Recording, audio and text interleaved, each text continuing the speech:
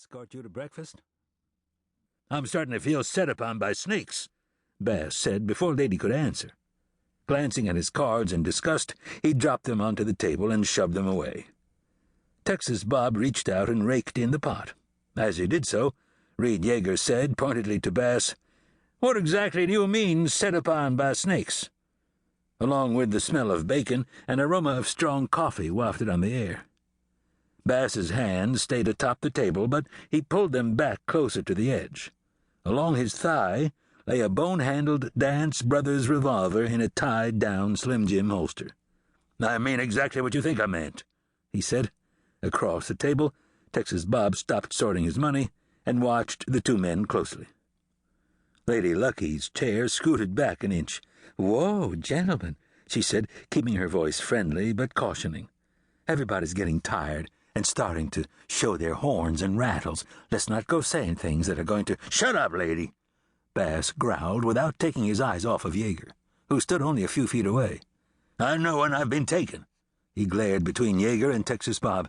"All night long these two have worked me over good." His dark scowl centered on Yeager. "This one builds the pot up, then folds, leaving it all for his partner." His eyes turned to Bob. "Isn't that the way you've been working it?" Texas Bob stared in silence for a tense moment, then replied in a calm but cautioning tone of voice, "You're heading down the wrong trail, my friend. I think this is the time to gather up and go." "Yeah," said the surveyor. "We don't want to go calling one another names. There's been no cheating going on here." Lady Lucky hurriedly scooted her chair farther back from the table. "Mr. Bass, listen to them. It's been a long night. Let's end it wisely, huh? What do you say?" She stood and tried to reach a gentle hand over and pat his forearm. But Bass would have none of it. "Keep your cheating hands off me, woman."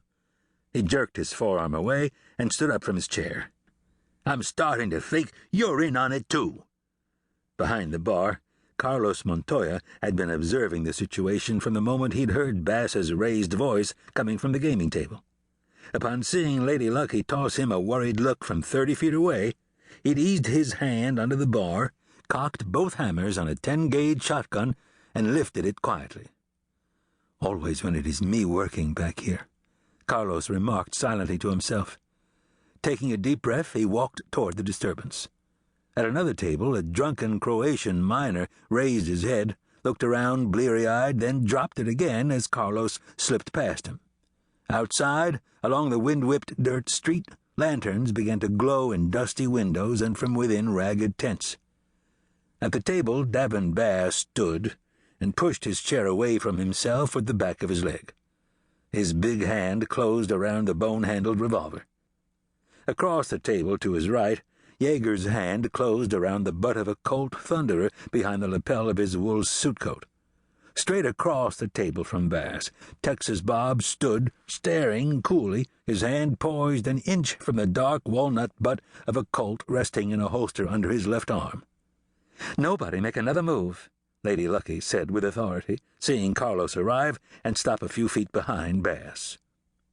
Beside Carlos, a fire raged inside a pot-bellied stove. Logs he tossed into the stove moments earlier now crackled and hissed and settled into place. Carlos felt the heat on his arms, his face.